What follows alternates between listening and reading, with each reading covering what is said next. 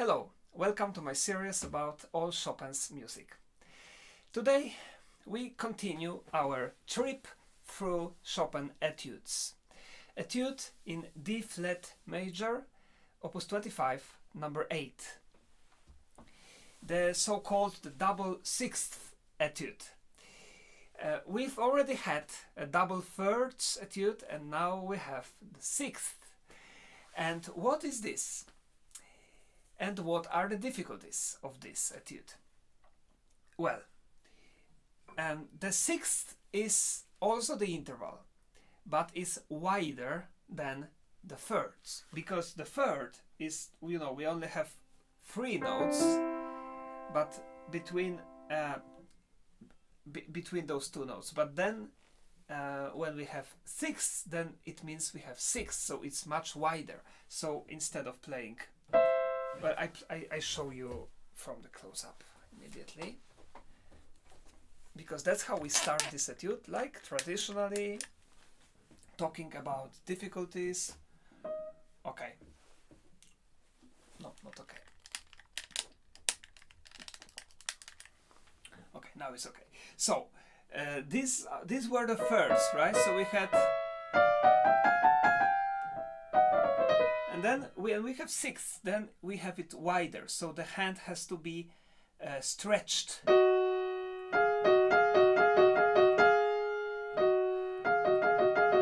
And can you imagine that Chopin decided to improve this technique, and he decided to write the whole right hand, playing all the time very fast melody, all the time using these intervals, this sixth. So if we split it into 2 hands, then the beginning of the etude sounds like this.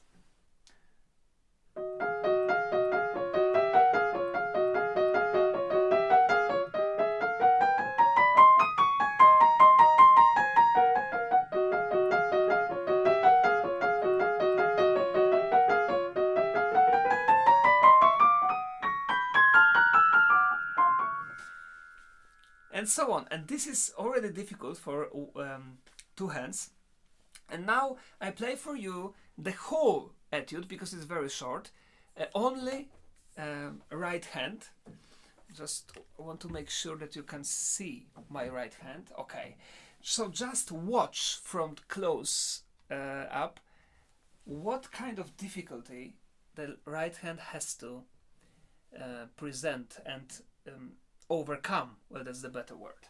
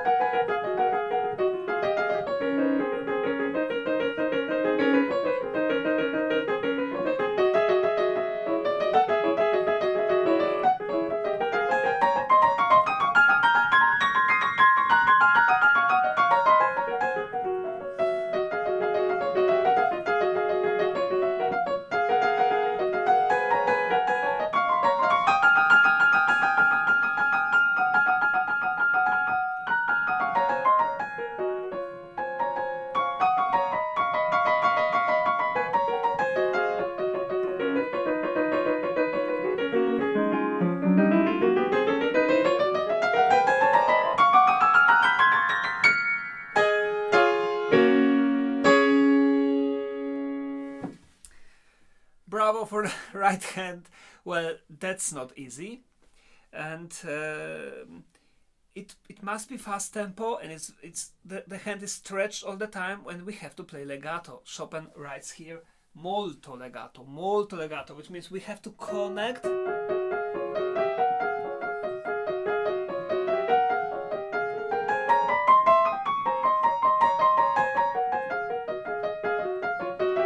all the time. We have to connect those 2 voices, right? Because we have 2 voices. But now, if you think that the left hand has it easy, then you are wrong. left hand is maybe even a little bit more difficult than the right hand. Can you imagine? Because left hand has all the time also double notes, mostly the sixths and fifths as well, but also it has to move very fast, so we call it jump, where it has to jump very fast from this part of the keyboard to this part of the keyboard. I play for you now the whole left hand of this etude. Maybe not the whole, maybe half of the etude, because later it's a little easier. Okay.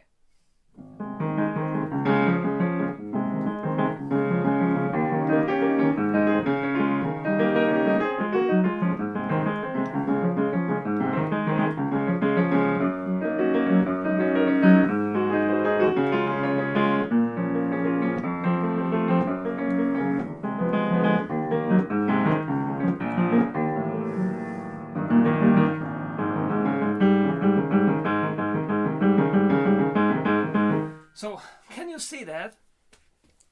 It's very demanding, but it's good, because, you know, this study is extremely useful for improving the pianist technique. And in the book that I quote very often, book written by Ferdinand Hössig, called Chopin. This is the title of the book if you are interested, but I'm afraid there is no English version. Maybe there is, I don't know. It's worth to check. Anyway, he writes about this etude very interesting words that Hans von Bülow, so you know, the very famous pianist and conductor from 19th century, sorry. He said that this etude is the best exercise in the whole piano literature. And I agree. And then later Huneker wrote that we can call this etude l'indispensable du pianiste, which means indispensable for the pianist. Every pianist must play this exercise.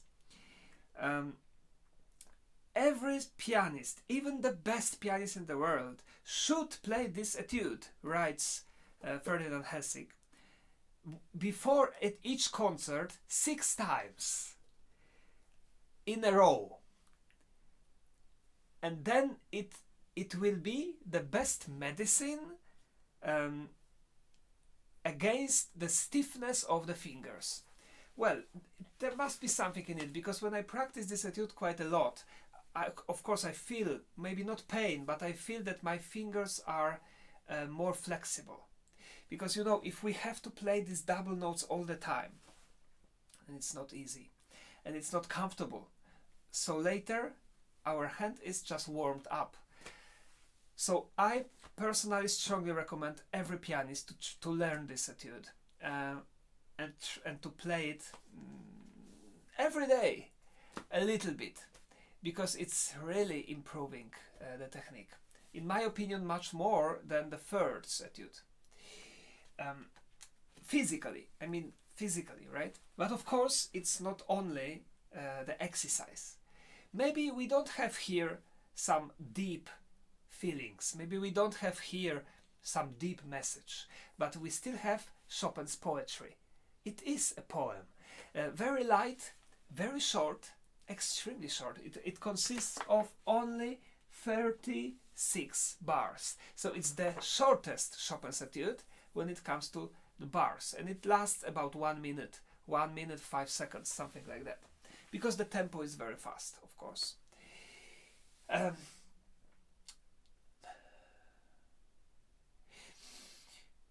now, you know, if you know this etude, I'm pretty sure it's not your favorite. I would be very surprised if somebody writes me in the comments that, oh my god, finally I was waiting for this video all year long. I couldn't wait finally until you will analyze this opus 25 number 8, because it's my beloved I don't think it's beloved of anyone. Simply because it's not played so often, and for not musicians, for amateurs, it sounds a little like, I think, like a chaotic, fast, but we don't really know exactly what's going on. We have the constant ta ta ta ta ta ta ta ta ta ta ta ta ta ta ta ta, so no rhythm. The melody is okay, but you know, usually the pianists struggle because it's quite difficult. So we don't enjoy that much this etude, I think. Correct me if I'm wrong, but that's what I would feel if I were not a pianist. So now I want to tell you that this etude is of course Chopin's etude, even if sometimes it doesn't sound like, but it does sound like when we play it in a super slow tempo, like a nocturne. And normally we don't hear it on concerts, we don't hear it anywhere, on the internet or nowhere. So now is the time. I will present for you. I will play it like a nocturne, and please listen to these beautiful harmonies, because this piece becomes a spectacular beauty when we play it slow. So just, we are all ears, and let's enjoy.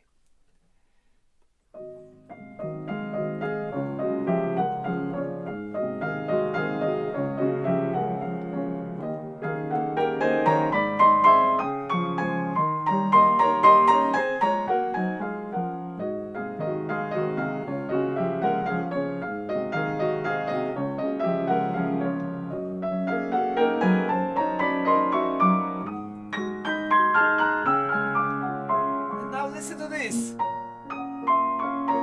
my favorite part.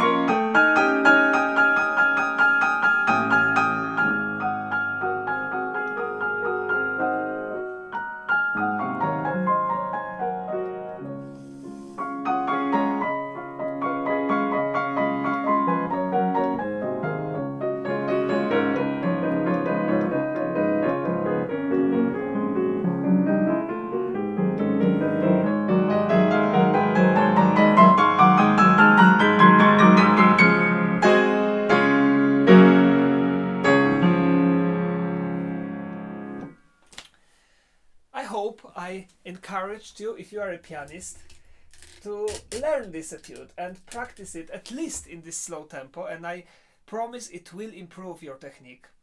Even if you have small hand, it will be difficult. It may be painful. But of course, don't practice it too long at the same time in a row, because you can get some injury if you practice it too long, all the time, you know, stretching.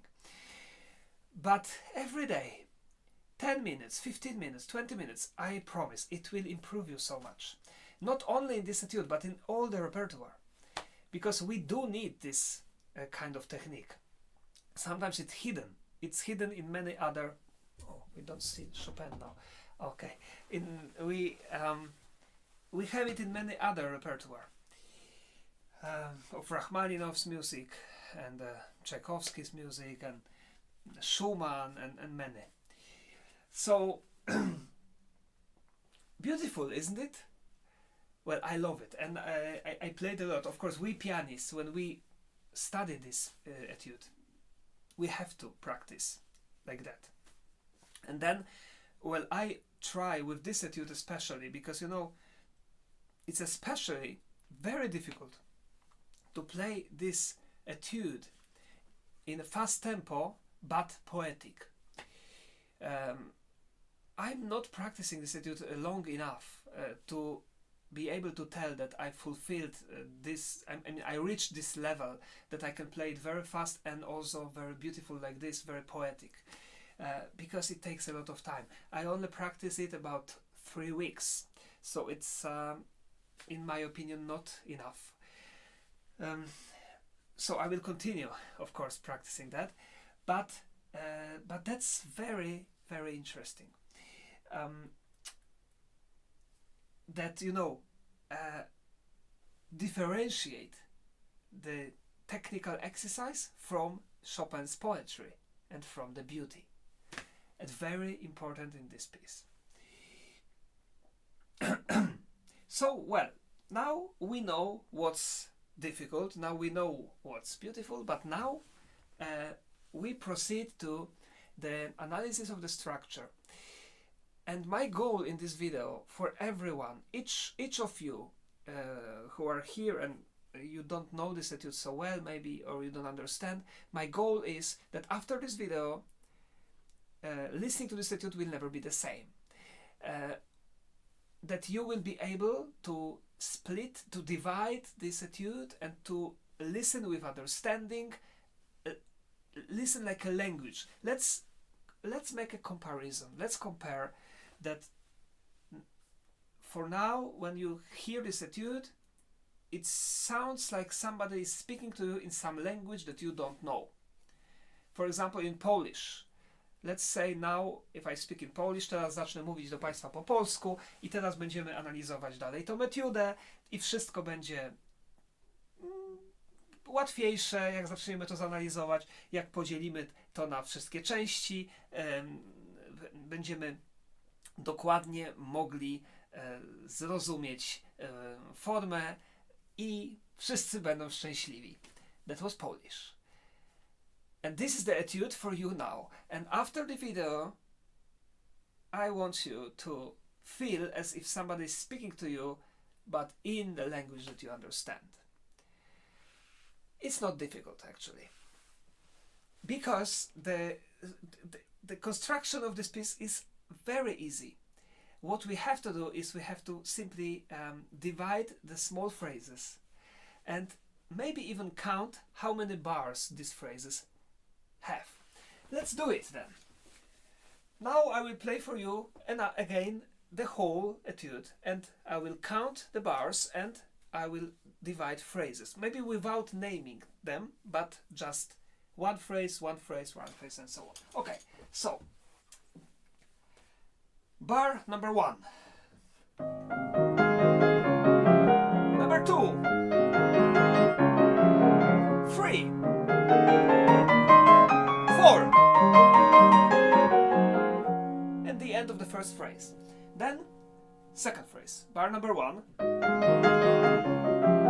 number 2, number 3, number 4. Second phrase ended. Third phrase, bar number 1, number 2, number 3, and number 4. End of the next phrase. Next phrase, number 1, number 2, number 3, number 4. End of the next phrase. And then number 1, number 2, number 3, number 4. And we are back at the beginning of the piece. So number 1, number 2,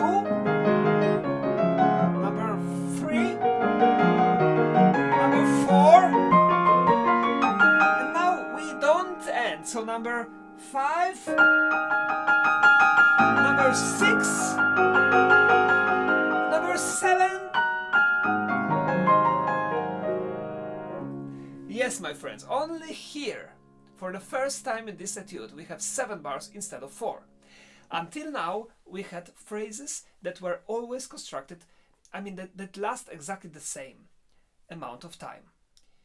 because the tempo is the same, you know, so if we count seconds, they last exactly the same. So it's very simple for our ear, for our subconscious, when we listen to it. 4 plus 4 plus 4 plus 4 plus 4 plus 4 every time. Here we have 7. Why? I will explain you later when we will when we will name the structure. But now let's continue. Number 1. Number 2. Number 3. Number 4. And the end. And then number 1. Number 2. Number 3. And number 4 again. So everything is built on 4 bars long phrases. But now what is the construction? Okay, so the first musical period consists of antecedent phrase and consequent phrase, like always, and the consequent phrase starts the same. Let's listen to this. The first phrase.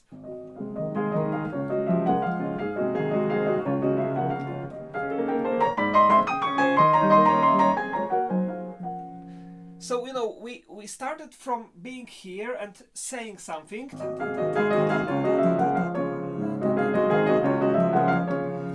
And you know, here Chopin is wicked because technically, when we start this sixth, we start from the bottom note.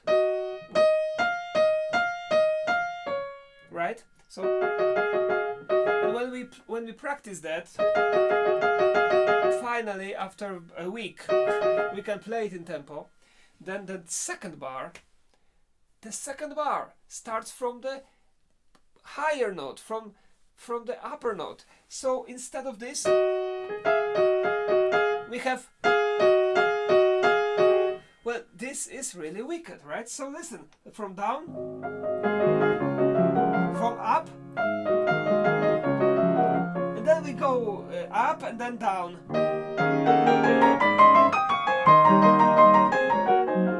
And this is the end of the first phrase. Then the consequent phrase starts the same.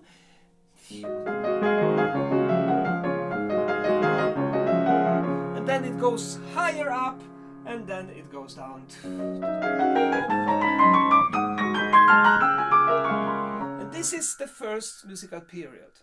And then we can call it part A, but I don't call it part A because I think there is 4 bars more in part A. So this is a little irregular, but it has a meaning. So let's listen. This extra 4 bars are the most beautiful part in this etude, in my opinion. This is this fantastically melancholic poetry. Just listen to this. And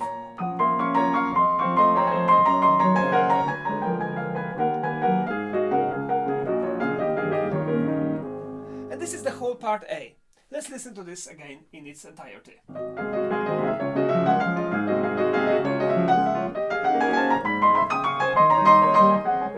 And consequent phrase.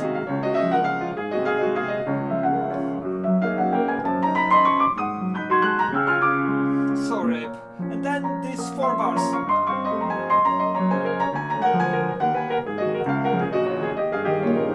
Well, I must play it a little slower because I'm rushing too much. Once again.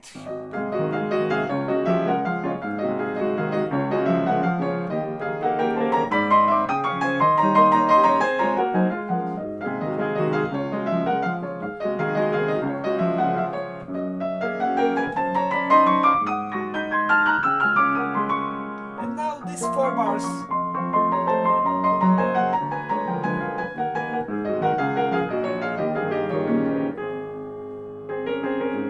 Okay, and here starts part B. And part B starts, why here? Because what we hear actually, it's the beginning, right? It's the beginning, exactly, but from different note. The beginning was here, so part B starts like the beginning. And then we Chopin is repeating the first two bars of the etude twice. So listen. And second time.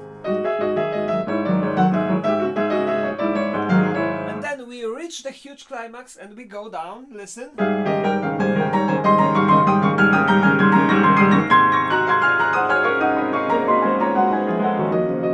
And then we reach the beginning of the piece, so part A. And here is something incredible. In this climax, when we go down here,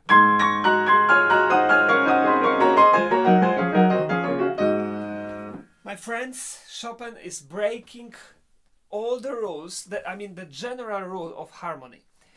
When I was a student at high school and also later at the university, and I had harmony, I remember when we were writing, homeworks and exams, we were not allowed to use the consequent fifths, I think it's called. When you have, this is the fifth, and it was not allowed to do like this. It's the number one mistake that if you do, you fail. You will never pass the exam or homework or anything, you get the 0 point. It is crucial, you must not do it. Here, my friends, Chopin is using consequent fifths for 22 times. He was really, I think, angry. He wanted to show, what? I cannot do it? Who? Who tells me? Who? I can. So, does it sound bad? No, it doesn't. So let's listen. I'll show you. It's here. In the middle voices.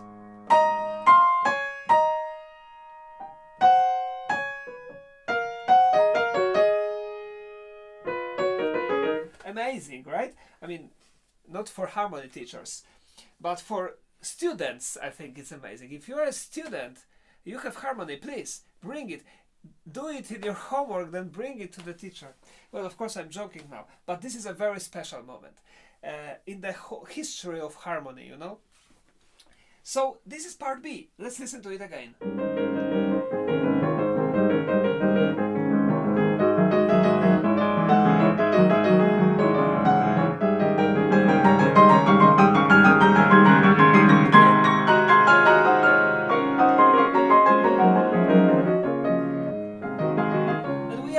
At part A, and now, as you remember, I told you that this first phrase of part A has 7 bars.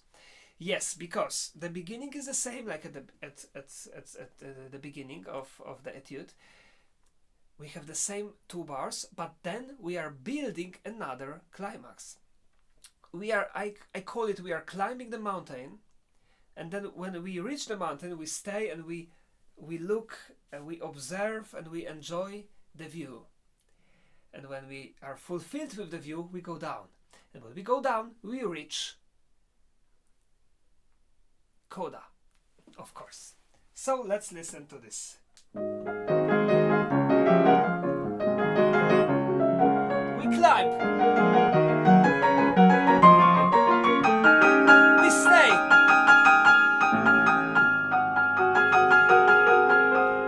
And then we go down. Reach the coda. A coda is constructed exactly 4 plus 4. Listen.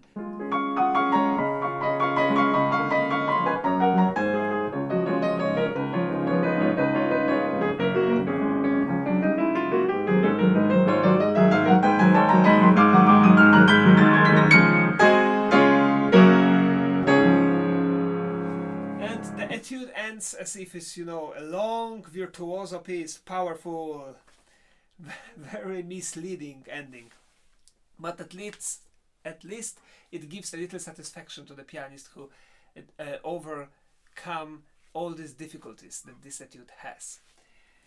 So now let's listen again in a little slower tempo with me as a guide through this not really complicated but maybe not easy to catch structure. Part A, phrase number 1.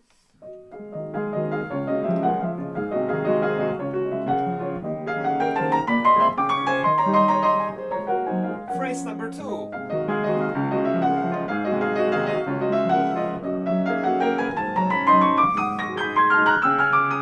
Phrase number 3.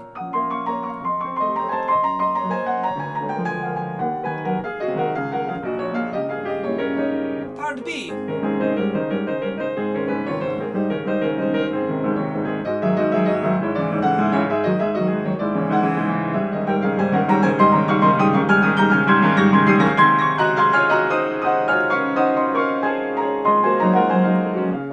And we are back at the beginning.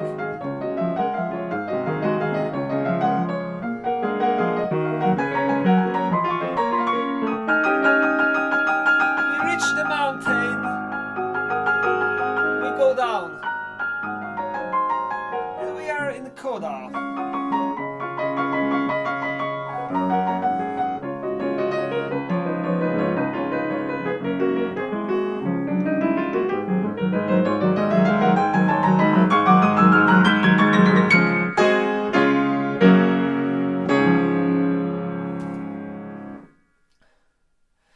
Yes, and this is the end. And now I play again in a little slower tempo for the last time without speaking. And you tell me if everything was clear after this lecture and if this music now speaks to you in your mother tongue, okay?